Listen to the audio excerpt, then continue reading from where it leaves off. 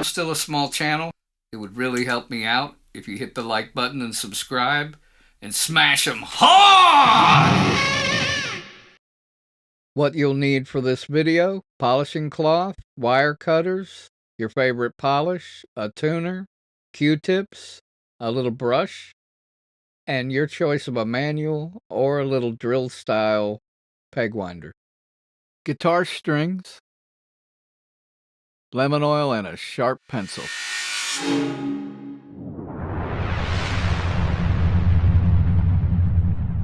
Okay, today we're gonna restring a Les Paul guitar, a fixed bridge, and the thing I don't like about them is the bridge falling off when you release the tension or cut the strings. And also you gotta be a lot more careful when you're tying them onto the pegs. I'm a small channel, so don't forget to hit the like button if you like the video and subscribe. You can try putting a napkin underneath in case it falls off when you cut your strings off. I'm going to use pieces of tape. If there's another way you personally hold this on, please let me know in the magical mystery box below. And also, let everybody know in the community what other type of bridges that will stay on. I know Tone Pros has one. And that would be nice, because I always worry about these falling off. My other video where I'm restringing a floating bridge guitar, a Floyd Rose, I mentioned that. And I'll put a link to that video in the description as well. So let's go ahead and get these strings off of here, and then we'll cut them in the center so we can roll them all up and throw them away neatly, and you don't have a piece in the floor that sticks in your foot in the middle of the night. So in the end of the little drill, I have some cigarette type aluminum foil. It's paper and kind of soft, and because they will start to take the finish or leave wear marks on your keys over time. So it also makes it fit a little better. So over the years, you won't end up with wear marks. So we'll take the pressure off and cut all the strings now. And you can use your cutters to cut them. And if you're using really big strings, drop tune guitars, maybe you should replace these cutters with these right here.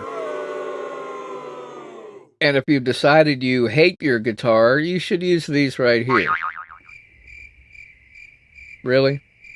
Nothing? Not funny at all? Alright, so let's go ahead and get the strings out of the bridge. And we'll tie them all together in little knots so we only have one piece to throw away.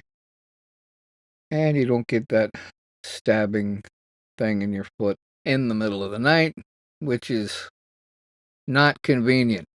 Not convenient. Anything? Not at all.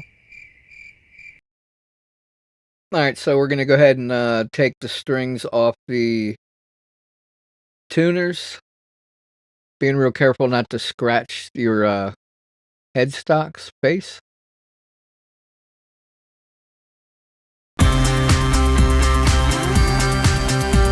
I'm undoing luthier knots right now, and I'll show you how to do those in a moment.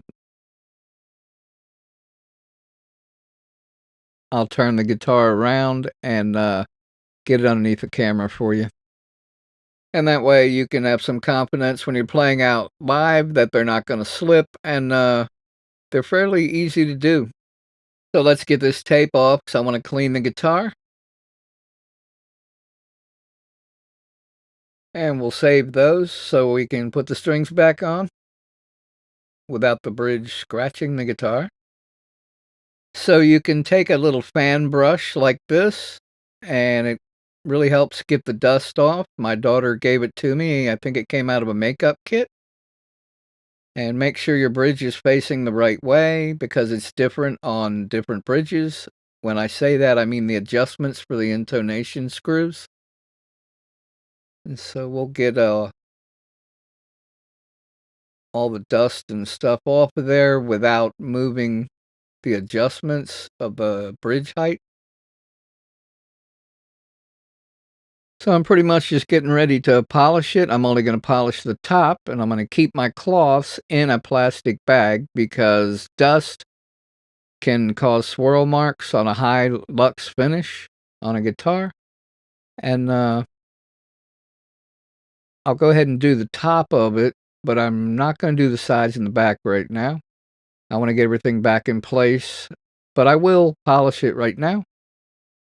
First, I'm going to take some Dunlop 65 and put a little bit on the end of a Q-tip so I can get the dust that sticks to your pickups.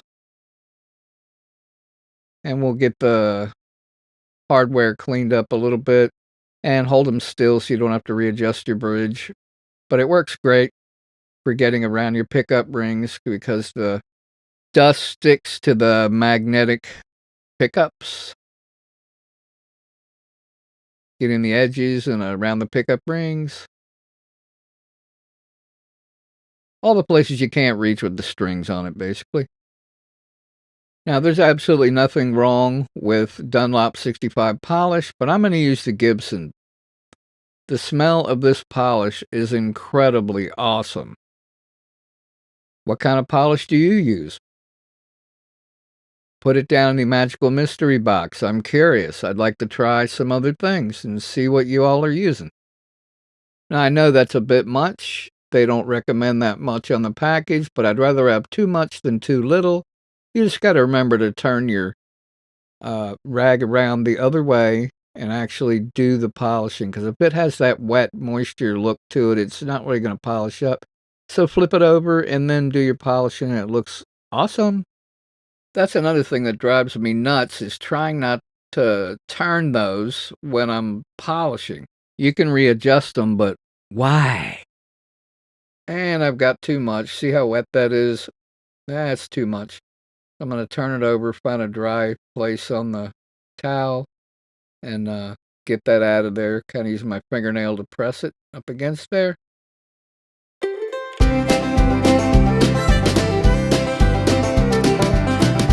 So I'll finish cleaning up the bridge, get it back on, and then we'll put the tailpiece back on.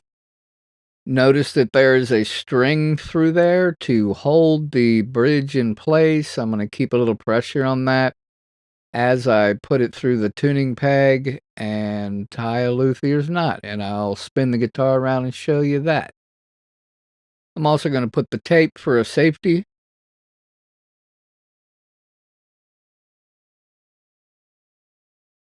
So let's go ahead and turn the guitar around so you can see how to tie these luthier knots I've been speaking of.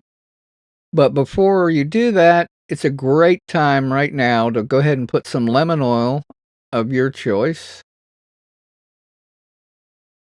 Not using the same cloth you polish with, of course. Just put a bunch on there where it's nice and shiny. Kind of wipe off the excess and let the rest soak in. I'm wondering what you use. What's your favorite lemon oil? Some people actually have home-brewed versions of this stuff. Speaking of home-brewed versions, nut sauce. I know what you're thinking. You're thinking, hey, what do you use, Ray? I use a really sharp pencil because graphite is awesome. You don't have to run out and buy expensive things if you find something that works.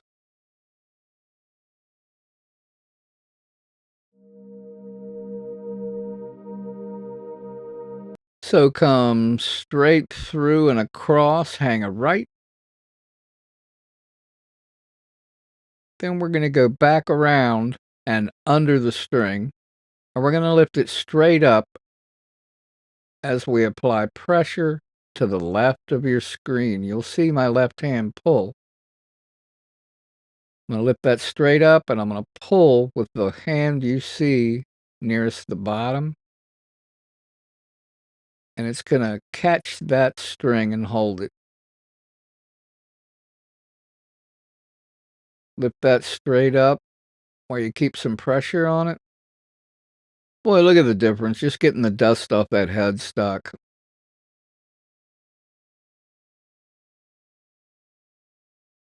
Gonna go ahead and hold it up close so it winds up nice.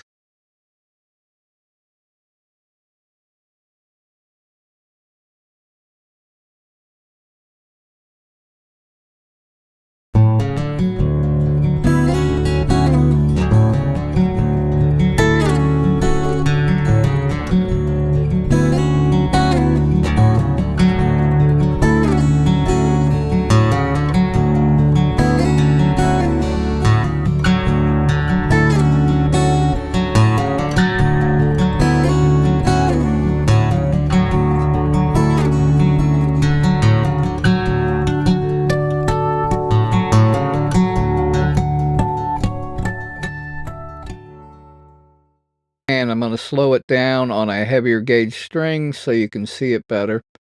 Straight through. Leave a little slack. Go around the back side and under.